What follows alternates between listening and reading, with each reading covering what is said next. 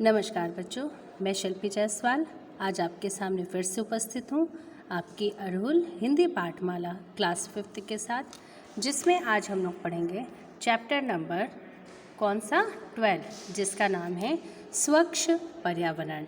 स्वच्छ पर्यावरण का मतलब क्या है बच्चों? कि हमारा जो पर्यावरण है, आसपास का जो वातावरण है वह स्वच्छ हो, है ना, साफ सुथरा हो, है ना।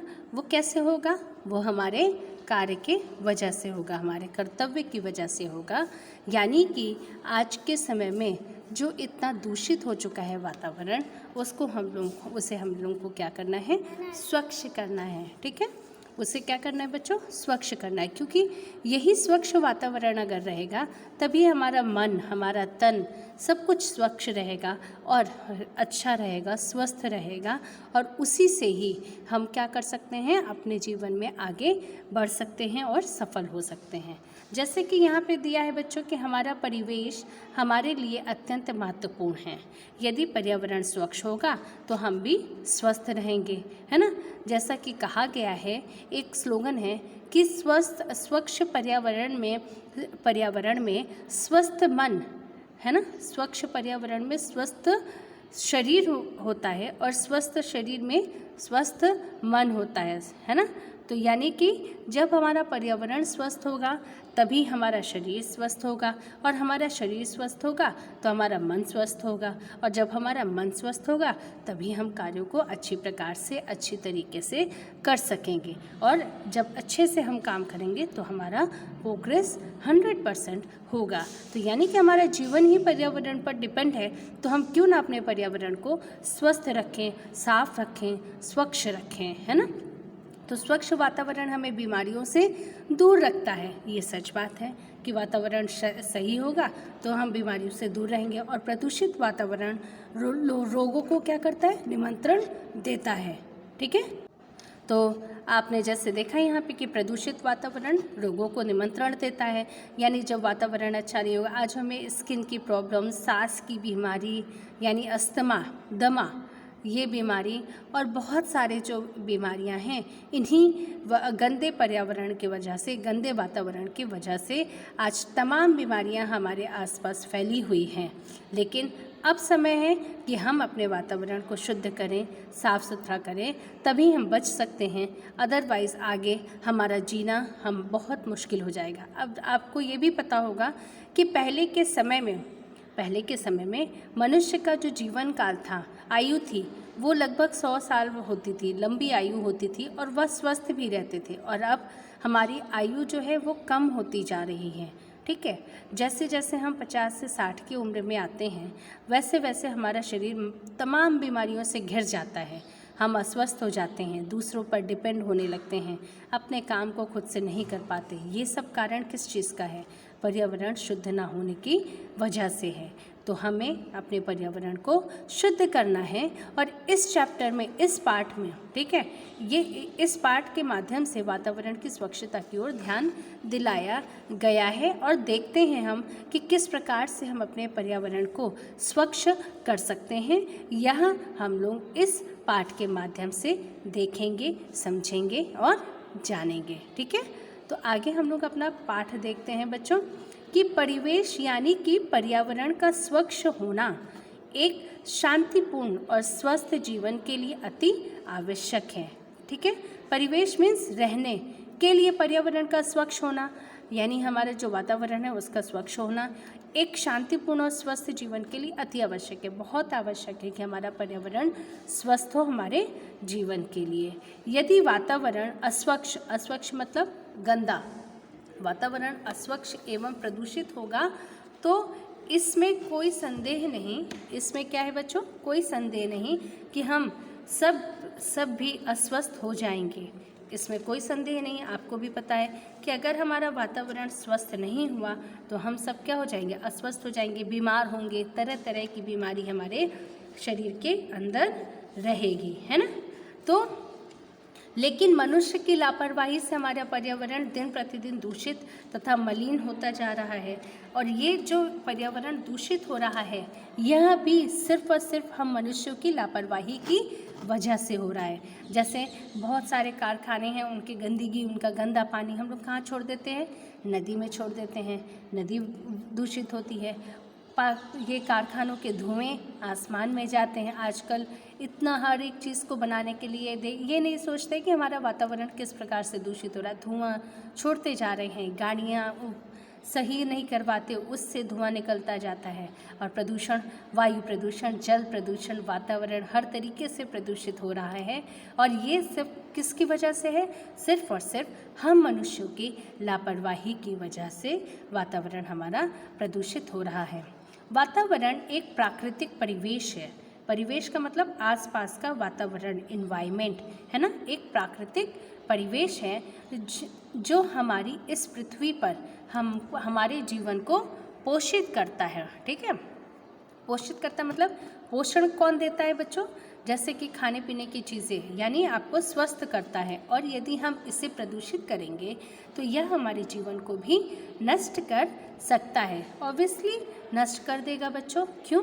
क्योंकि जब हम स्वस्थ वातावरण में स्वस्थ हवा नहीं ले सकते, खाने पीने की चीज़ें, आज पहले के लोग सिर्फ और सिर्फ दाल चावल रोटी सब्जी सादा खाना खाते थे, उससे भी बहुत स्वस्थ रहते थे। आज तमाम तरीके के मल्टीविटामिन्स लेना पड़ता है, सब कुछ लेना पड़ता है, फिर भी हमारे शरीर क्या है, उसमें अनेक बीमारियां हैं। क्यों? वातावरण प्रदूषित है इसलिए। ठीक है, हमें यह बताते हुए बहुत खेद है। खेद का मतलब क्या हो जाएगा? बहुत ही दुख के साथ कहना पड़ रहा कि हमने अपने स्वार्थ के तथा व्यक्तिगत लाभ के कारण, ये सच बात है बच्चों, हमने अपने ही स्वार्थ के लिए, हमें रहने के लिए बड़ी जगह चाहिए तो हम जंगल काट दे रहे हैं, है ना। हमें जो है खाने का, इतनी जनसंख्या हम बढ़ा रहे हैं कि जो है जगह, आपको रहने के लिए जगह के लिए हमें पेड़ काटना पड़ता है। और इतने लोगों के लिए जो है हम गाड़ियों का इस्तेमाल कर रहे हैं, सब कुछ कर रहे हैं, उससे धुआं निकल रहा है। पैसे कमाने के लिए बड़ी बड़ी जो है कारखाने लगा देते हैं, जिसकी वजह से क्या होता है, उसके धुएं, उसके गंदे पानी से वातावरण प्रदूषित हो रहा है। तो ये हमारा स्वार्थ ही है तथा व्यक्तिगत अपने खुद के लाभ के कारण। व्यक्तिगत का मतलब क्या हो जाएगा बच्चों? व्यक्तिगत का मतलब निजी, है ना, पर्सनल लाभ के लिए कारण इस पर्यावरण का विनाश किया है। यदि समय रहते इस बात को की ओर सतर्क नहीं होंगे, सतर्क का मतलब क्या होता है बच्चों? सावधान। अगर सावधान नहीं होंगे तो हमारा भविष्य अंधकारमय हो जाएगा। अंधकारमय का मतलब कि हमारा भविष्य खराब हो जाएगा।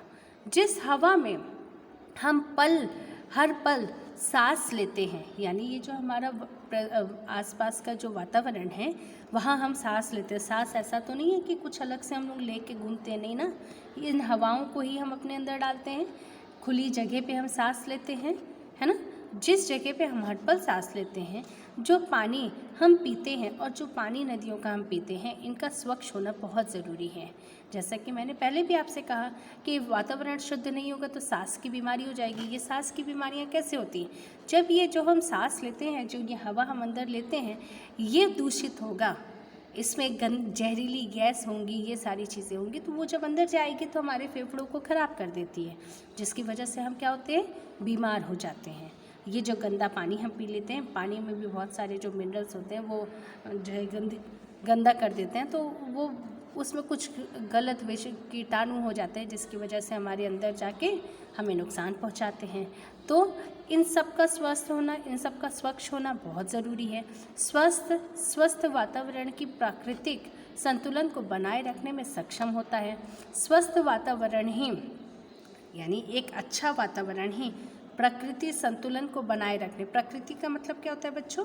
प्रकृति का मतलब होता है प्रकृति से संबंधित, प्रकृति संतुलन को बनाए रखने में सक्षम होता है। सक्षम का मतलब क्या होगा बच्चों? सक्षम का मतलब समर्थ होना, है ना, एबल होना। हम लोग एबल बोलते हैं ना, एबल होते हैं। ठीक है। आधुनिक जीवन में वायु प्रदूषण व ध्वनि प्रदूषण को बढ़ाकर पर्यावरण को दूषित किया गया है। अब जैसे आज का जो समय है, इसको कहा जाता है आधुनिक जीवन में वायु प्रदूषण, ये गैस वगैरह की वजह से, ध्वनि प्रदूषण, इन गाड़ियों की इतनी आवाज़, लाउड स्पीकर, ये सारी चीज़ें क्या ध्वनि प्रदूषण है ना, इनको पर्यावरण को दूषित किया गया है। इनकी वजह से वनों की कटाई, अम्ल वर्षा तकनीकी विकास का मतलब क्या हुआ? तकनीकी में बढ़ोतरी यानी टेक्नोलॉजी डेवलपमेंट, ठीक है। और औद्योगिकीकरण, मशीनीकरण, कारखानों में वृद्धि, जैसा कि यहाँ पे बहुत सारे टाइल्स वगैरह की हैं, तो इनसे भी हमारा वातावरण दूषित होता है। कितनी गैस निकलती है यहाँ पे, जहरीले हम लोग धुएँ छोड़ते हैं, है ना। तो ने वातावरण के साथ अन्याय किया है। क्यों अन्याय किया? सच में ये हम हवा में तो छोड़ देते हैं, लेकिन ऊपर जाके क्या होता है?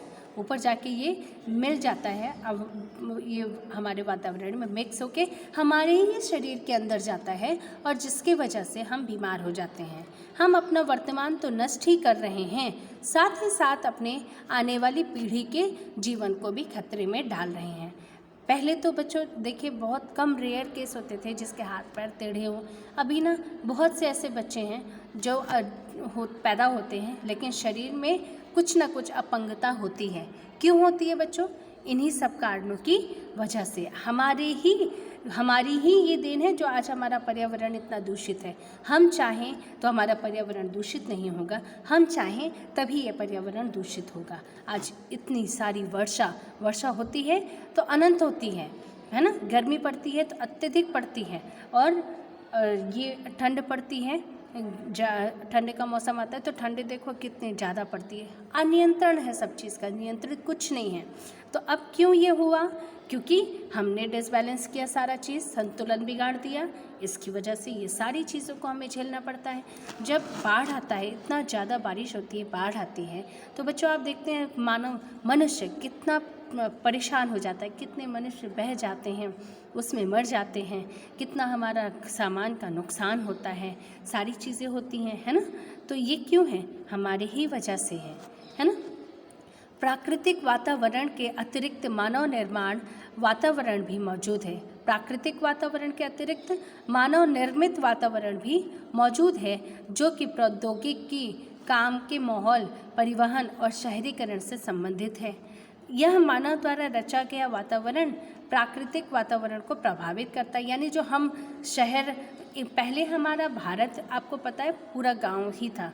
ये जो अब पृथ्वी पर गांव और शहर जैसा अंतर किया है, ये अंतर पहले से नहीं है, भगवान ने नहीं किया है, ये हम मनुष्यों की देन है कि यहाँ पे शहर बना देना है, यहाँ पे गांव बना देना है ना। तो जब ज़्यादा डेवलपमेंट कर दिया तो वो शहर बन गया, और जब ज़्यादा डेवलपमेंट किया तो वहाँ पे काम के माहौल बहुत अधिक, फैक्ट्री डाल दिया, परिवहन यानी गाड़ियाँ बहुत अधिक चल रही हैं, ट्रेन चल रही है, बस चल रही है, सब कुछ शहरीकरण का मतलब क्या हो गया बच्चों? शहरों का विकास, उस जगह का विकास कर दिया। विकास करने के लिए हमारा सारा जो है, हमारा सारा क्या हो गया? हमारा वातावरण हमारे वजह से प्रदूषित हुआ, और फिर वहाँ का सब कुछ डिसबैलेंस हो गया प्राकृतिक वातावरण का, है ना। तो जिसकी वजह से हम बीमार हो रहे हैं, अब हमें हर एक चीज़ की समस्याएं हो रही हैं। तो ये देन हमारी है ना। तो ये इसकी वजह से, ये हमारे बनावटी करने की वजह से जो प्राकृतिक वातावरण है वो प्रभावित करता है। इस प्राकृतिक वातावरण को बचाना हम सबकी जिम्मेदारी है, लेकिन ये जो प्राकृतिक वातावरण है बच्चों, इसको बचाना हमारी अपनी जिम्मेदारी है। जिम्मेदारी का मतलब क्या होता है? उत्तरदायित्व है। विश्व पर्यावरण दिवस एक अभियान है। अब जब लोग जागरूक हुए, क्योंकि इतनी सारी बीमारियां, इतनी सारी परेशानियां जब लोगों को होने लगी, तो लोग थोड़ा जागरूक हुए किस चीज़ में? पर्यावरण को स्वच्छ करने में। आज ये सारी चीज़ें देखिए, पेड़ रोकने के लिए कई सारे अभियान चले, कट करने के कई सारे अभियान चले, अब पेड़ लगाने के कई सारे अभियान चल रहे हैं। तो ये क्या है? ये पर्यावरण को बचाने का अभियान है। विश्व पर्यावरण दिवस एक अभियान है। अभियान का मतलब क्या होता है बच्चों? अभियान का मतलब मुहिम, है ना। अभियान है जो कई वर्षों से 5 जून को जनता में जागरूकता का प्रयास करने के लिए मनाया जाता है। पर्यावरण को प्रदूषण से कैसे बचाते हैं? पर्यावरण को प्रदूषण से कैसे बचाना है, कैसे सुरक्षित रखना है, इन सवालों के जवाब के लिए इस अभियान में भाग लेना ज़रूरी है। समझे? आपको समझ में आएगा कि पर्यावरण को कैसे प्रदूषण से बचाना है और कैसे सुरक्षित रखना है। ये सब चीज़ को जानने के लिए हमें इस जो है अभियान में क्या करना पड़ेगा, भाग लेना पड़ेगा। तभी हमें पता चलेगा कि किस प्रकार से हम अपने पर्यावरण को बचा सकते हैं, उन्हें सही कर सकते हैं। ये सारी चीज़ें हमें तभी पता चलेंगी। ठीक है, कुछ छोटी छोटी बातों को अपनाकर अपने पर्यावरण को प्रदूषित होने से बचाया जा सकता है। तो बच्चों, जैसे बहुत सी छोटी छोटी चीज़ें हैं जिन बातों को हम अगर ध्यान रखें, अपना लें, अपने जीवन में अपना लें, तो क्या होगा, हमारा पर्यावरण प्रदूषित होने से बच सकता है। जैसे कचरे को उचित कूड़ादान में डालना, सही जगह पे अपने कचरे को डालो, कहीं पर भी फेंक नहीं देना चाहिए। पॉलीथीन की थैलियों का उपयोग बंद करना, ये जो पॉलीथीन है ना, इसका प्रयोग करना, प्लास्टिक की थैलियों का प्रयोग करना बंद करना चाहिए। क्यों? इससे एक और बहुत बड़ा नुकसान होता है बच्चों। आप जब इसको प्रयोग करते हैं और फेंक देते हैं कहीं पर भी, तो ये जो जानवर है ना, ये जानवर जब खाते हैं, खा लेते हैं इसको, और खा लेते हैं ना, तो कभी कभी उनके गले में अटक जाता है, वो मर जाते हैं। उनके शरीर में जाता है तो इन्फेक्शन फैल जाता है, जिसकी वजह से वो मर जाते हैं। उनके लिए तो बहुत ही घातक है ना। और रिचार्जेबल बैटरी का प्रयोग करना, रिचार्ज, जो बैटरियों को हम लोग रिचार्ज करते हैं वो बहुत ही खतरनाक होती है, उसमें जो रेस निकलती है वो खतरनाक होती है। CNG का प्रयोग करना, है ना। वर्षा के जल का संरक्षण करना। अब जैसे ये जो CNG गाड़ियाँ हैं, इनका प्रयोग करना चाहिए हमको, है ना, इनका प्रयोग कर लेना चाहिए। और रिचार्जेबल बैटरी का प्रयोग करें, चार्जेबल बैटरी। और दूसरा जो है, वर्षा के जल को संरक्षण करना। वर्षा का जो जल होता है, पानी जब बारिश होती है, उसके जल को इकट्ठा करना चाहिए। वृक्षारोपण, मतलब वृक्ष को लगाना चाहिए। वन संपदा को बचाना चाहिए। वन संपदा मतलब ये वन जो है हमारे, आज क्या है, जगह जगह वन को काटा जा रहा है, उनके लिए ठेके लिए जा रहे हैं। तो उसी वजह से चिपको आंदोलन का शुरुआत हुआ था, है ना। तो वन को बचाना चाहिए। बिजली का उपयोग कम करना चाहिए, जितनी ज़रूरत हो बच्चों, उतना ही बिजली का प्रयोग करना चाहिए। अगर जिस कमरे में आप नहीं हैं, वहाँ पर आपको कोई काम नहीं है, तो क्या करना चाहिए, हमें बिजली वहाँ पे बंद कर देनी चाहिए, है ना। तो इसका कम उपयोग करना चाहिए। यदि हर मनुष्य इन सब बातों पर अमल करे तो अवश्य ही एक सुखद स्वच्छ वातावरण प्राप्त होगा। तो बिना आपके यह संभव नहीं हो सकता है ना बच्चों। इसमें हमें आपको सबको मिल करके करना पड़ेगा। स्वच्छ पर्यावरण के बिना हम स्वस्थ जीवन का अनुमान नहीं लगा सकते हैं। स्वस्थ अनुमान का मतलब क्या होता है बच्चों? अनुमान का मतलब होता है मुहिम, है ना। तो स्वच्छ पर्यावरण के बिना स्वस्थ जीवन, यानी जब हमारा पूरा जीवन ही पर्यावरण पर डिपेंड है, तो जब तक हम पर्यावरण को स्वस्थ नहीं करेंगे, स्वच्छ नहीं करेंगे, साफ नहीं करेंगे, तब तक हमारा जीवन स्वस्थ तो हो नहीं सकता, हम रोग मुक्त तो हो नहीं सकते। तो उसको करने के लिए हमें क्या करना पड़ेगा? हमें पहले वातावरण को स्वच्छ करना पड़ेगा, साफ करना पड़ेगा, और फिर हमको हमारा जो जीवन है वो स्वस्थ हो जाएगा, हम रोग से, बीमारी से दूर हो सकेंगे, है ना। इसलिए इस पृथ्वी ग्रह पर रहने वाले प्रत्येक व्यक्ति की जिम्मेदारी है, ये सच बात है, हर एक व्यक्ति की जिम्मेदारी है कि इसे स्वच्छ व तथा साफ रखें। अतः पर्यावरण की सुरक्षा एक गंभीर विषय है, बहुत ही गंभीर विषय है बच्चों, वरना आगे की पीढ़ी में हमारा जीवन काल भी कम हो जाएगा, और जितना जीवन काल है ना, वो बीमारियों से घिरा रहेगा, जिसे नकारा नहीं जा सकता। इस पर्यावरण को बचाने का अर्थ है स्वयं को बचाना।